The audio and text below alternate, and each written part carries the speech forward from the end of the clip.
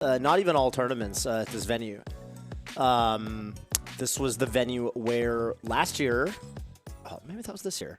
Well, it was Samox received his, he got an award at the Esports Awards for like his the metagame documentary. Yeah. And that was at this very venue, and that was a lot of fun.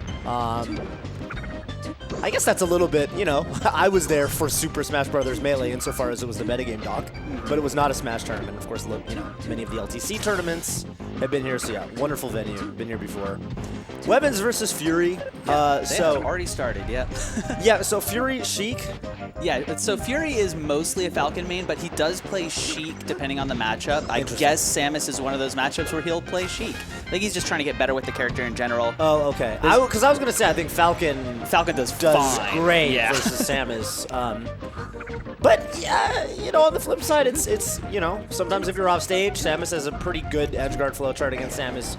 The matchup can feel bad in ways that I think Sheik Samus never feels bad. So. Yeah, it's definitely less execution heavy with this matchup. Yeah. Oh, double dash tech.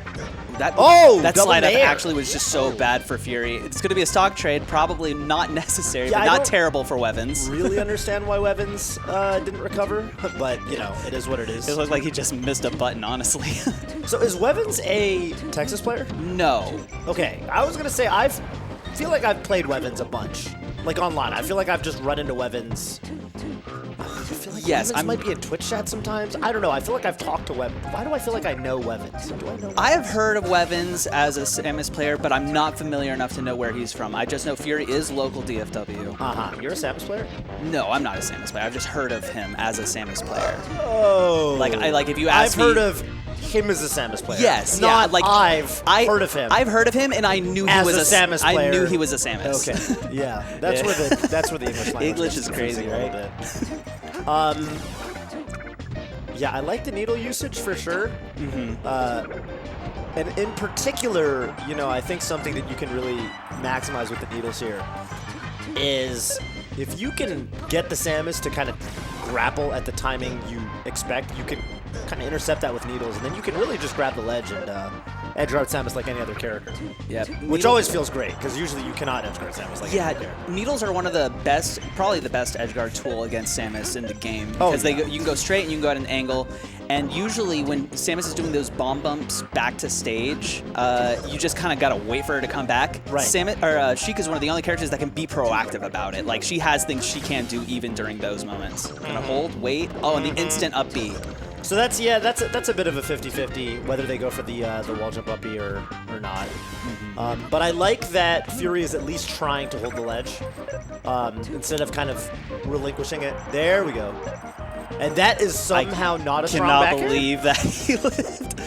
Yeah, that is really wild. Forward tilt is looking to potentially KO off the top.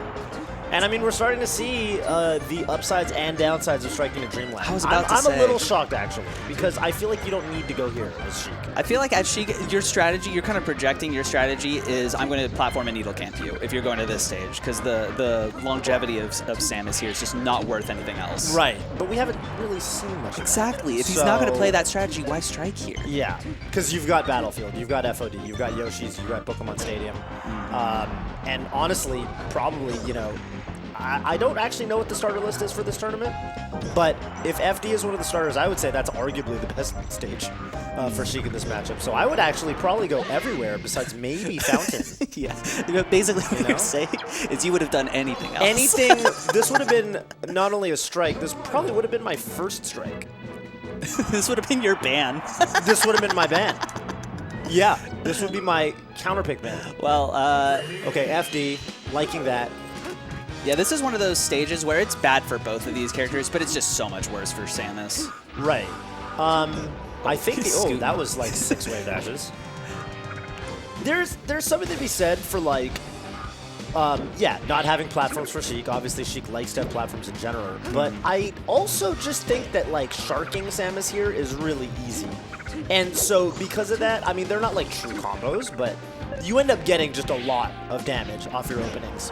Because Samus just has a tough time getting down in a way that you can't exploit. Yeah, and the ceiling's actually pretty low, so down throw, up air is a pretty good kill confirm here. And it's easy to get those grabs because there's no platforms to mix up your landing with. Right. You just have bombs. On the flip side, no platforms means you really have nowhere to land. So when you have to up onto the stage like that, Wevans, oh my goodness. So a charge shot on the landing for 1 KO, and then just kind of exploiting the fact that, like you said, maybe Fury more of a Falcon player overall, just missed the needle cancel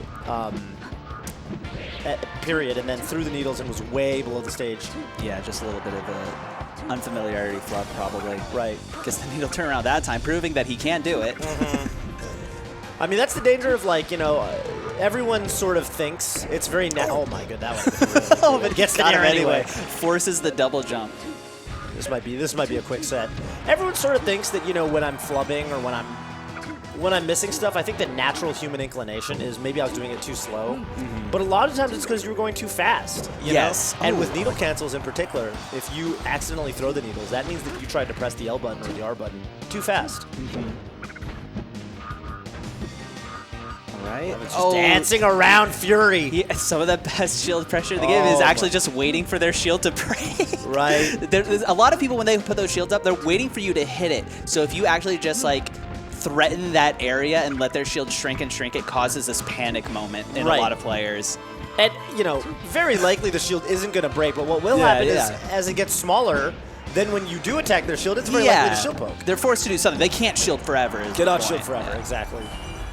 And you've got to turn into Zelda to even have a hope here, but it's so difficult to get anything done with that really, really long landing recovery from the Zelda up B. And Fury just kind of gets taken out unceremoniously. Yeah, that was actually pretty quick. I wish I could have seen how his Falcon